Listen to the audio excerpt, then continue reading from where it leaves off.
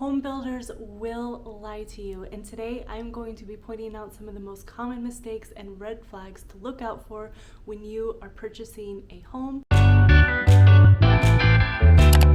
After months of limited inventory, weekly price increases on new home builds, builder material shortages, appliance shortages, labor shortages, we are finally starting to see an ever so slightly shift. Now that the buyer demand for new homes is decreasing, we are starting to see more and more opportunity for buyers to be able to buy a new home now that the availability is increasing. And with that, it is very important to be made aware of some of the common red flags to look out for in a builder before you sign those dotted lines. Number 1 and number 2 are more about you than they are the builder, but hear me out because it is so important for you as the homeowner to do your due diligence before you get into a contract with the home builder. You want to make sure the investment you are making is a wise investment. Red flag number 1 is not disclosing information about the development and the area around the development. Sometimes builders tend to not give you the negative information, at least up front, unless you ask openly. Some of these common things are, what are the HOA fees, and what are the HOA fees if I want to sell my house in the future? Some of these larger master plan communities can charge a fee up to 2% of your sales price when you go to sell your home. There's also property taxes. They don't always tell you up front how much the property tax for that community will be and for how long. Another common thing they might not tell you up front is if it's in a flood zone. If it's in a high-risk flood zone, they're going to tell you eventually because you'll have to get flood insurance. But even if it's in a low-risk area or potential area to have flooding, they might not openly tell you up front unless you ask. Another thing you just want to be sure about is what the future holds for this community. How many houses are they going to build? What's going to be built around the area? What's already around the area? What kind of schools is the house going to be zoned to? This is all very important information you need to get beyond just the builder you choose and the floor plan you choose.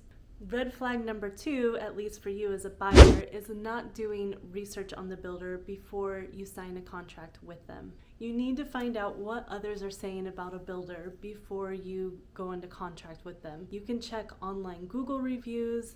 Of course, there's always going to be a few that have really bad experiences, but if the overall reoccurring review is that they're pretty good for the most part, then they're probably okay. Checking home builder contractor websites, checking online forums, even talk to a realtor that has a lot of experience working with new home builders.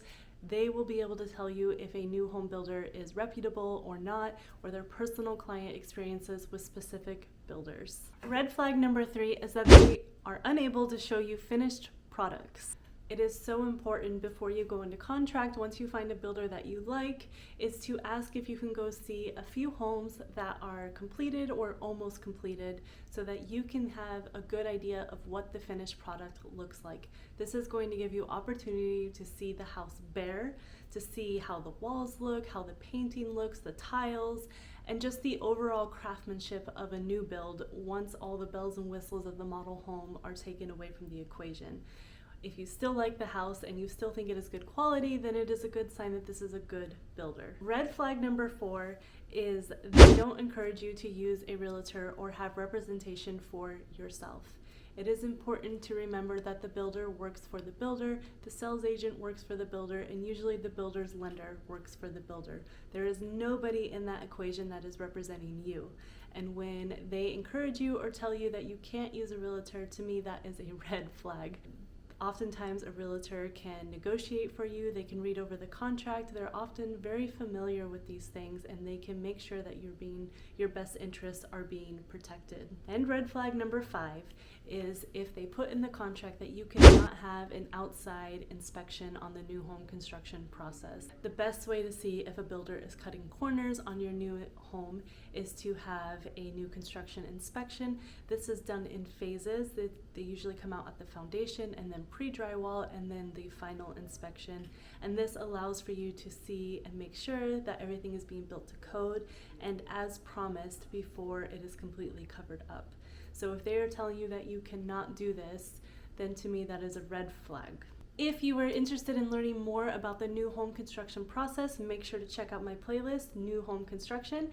And as always, thank you so much for watching, and I will see you next time.